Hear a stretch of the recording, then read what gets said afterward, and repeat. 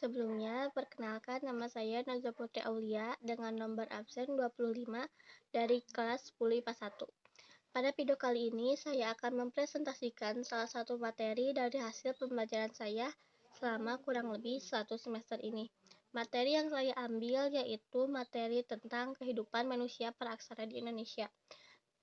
Saya mengambil materi ini karena menurut saya materi ini cukup menarik, yang insya Allahnya saya sudah memahami dan menguasai materi ini.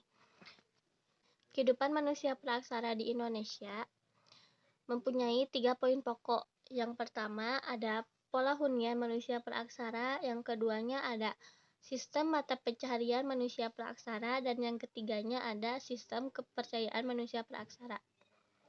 Untuk poin yang pertama yaitu pola hunian manusia praksara.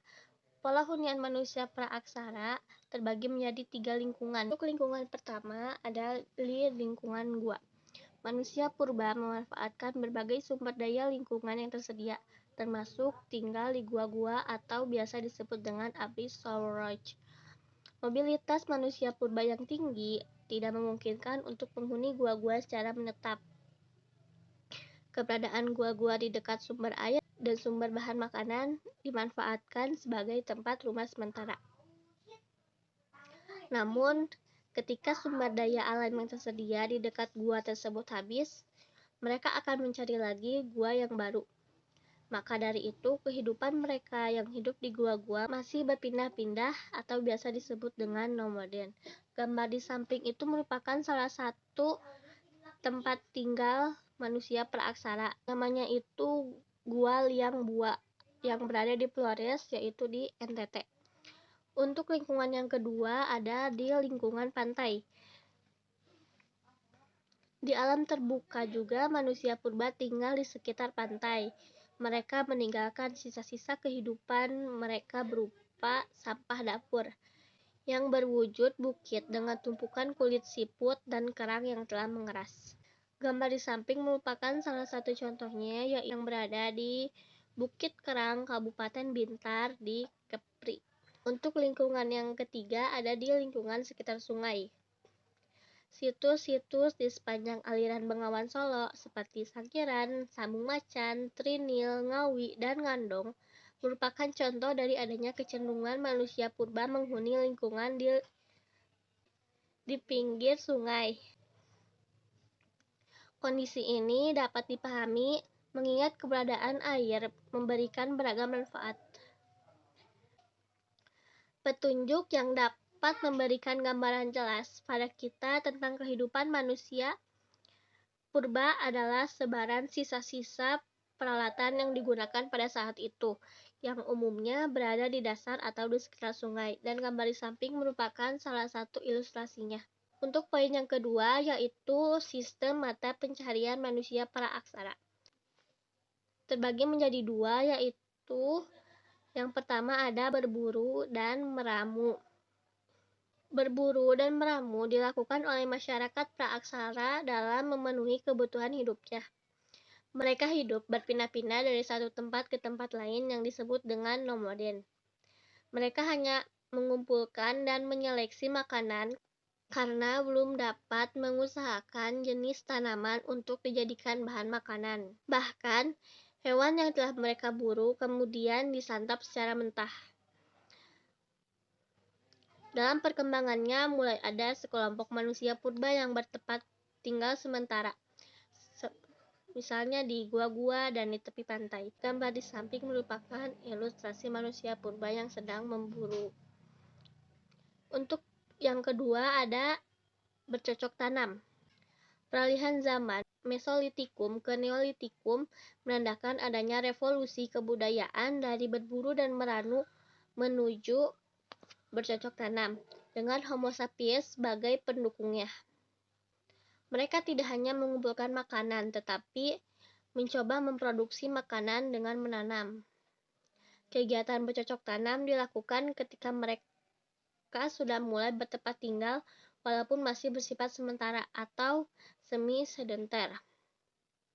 Kegiatan manusia bercocok tanam terus mengalami perkembangan. Kegiatan pokoknya adalah jenis kapak persegi dan kapak lonjong. Kemudian berkembang ke alat yang lebih baik. Dengan dibukanya lahan dan tersedianya air yang cukup, maka terjadilah persawahan untuk bertani. Hal ini berkembang karena saat itu, yakni sekitar tahun 2000 sampai 1500 sebelum Masehi, ketika mulai terjadi perpindahan orang-orang dari rumpun bangsa Erosia dari Yunan ke Kepulauan Indonesia. Begitu juga kegiatan beternak juga mengalami perkembangan. Seiring kedatangan orang-orang dari Yunan yang kemudian dikenal sebagai nenek moyang kita, maka kegiatan pelayaran dan perdagangan mulai dikenal. Dalam waktu singkat, kegiatan perdagangan dengan sistem barter mulai berkembang. Kegiatan bertani mulai berkembang. Kegiatan bertani juga semakin berkembang karena mereka sudah mulai bertempat tinggal menetap. Untuk poin yang ketiga, yaitu sistem kepercayaan manusia praaksara. Masyarakat praaksara, terutama periode Neolitikum, sudah mengenal sistem kepercayaan. Mereka sudah memahami adanya kehidupan setelah mati. Mereka meyakini bahwa roh seseorang yang telah meninggal akan ada kehidupan di alam lain. Maka dari itu, diadakanlah kegiatan ritual seperti upacara penguburan orang meninggal. Dalam tradisi penguburan ini, jenazah orang yang telah meninggal dibekali berbagai benda dan peralatan kebutuhan sehari-hari. Misalnya barang-barang perhiasan, periuk, dan lain-lain yang dikubur bersama mayatnya. Benda-benda yang diyakini memiliki kekuatan tertentu seperti batu-batu besar ini menjadi lambang perlindungan bagi manusia serta memberi peringatan bahwa kebaikan kehidupan di akhirat hanya akan dapat dicapai sesuai dengan perbuatan baik selama hidup di dunia.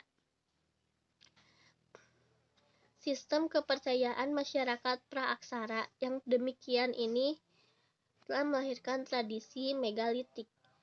Zaman megalitik atau biasa disebut dengan zaman batu besar. Mereka mendirikan bangunan batu-batu besar seperti menhir, dolmen, punden berenduk, dan sarkofagus. Dan gambar di samping merupakan situs megalitik yang berada di Bori Kalimbuang, Toraja Utara, Sulawesi Selatan.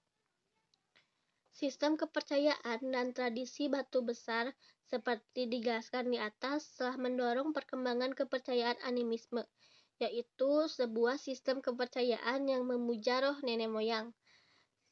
Selain itu, muncul juga kepercayaan dinamisme. Menurut kepercayaan dinamisme, ada benda-benda tertentu yang diyakini memiliki kekuatan gaib sehingga benda itu sangat dihormati dan dikeramatkan. Segitu saja yang dapat saya sampaikan. Mohon maaf bila ada kesalahan dan kekurangan karena saya masih belajar dan kita masih sama-sama belajar. Terima kasih juga yang sudah menonton dan menyimak sampai akhir. Semoga ilmunya semakin bertambah. Dan jangan lupa di like, comment, and subscribe. Ditunggu video selanjutnya ya.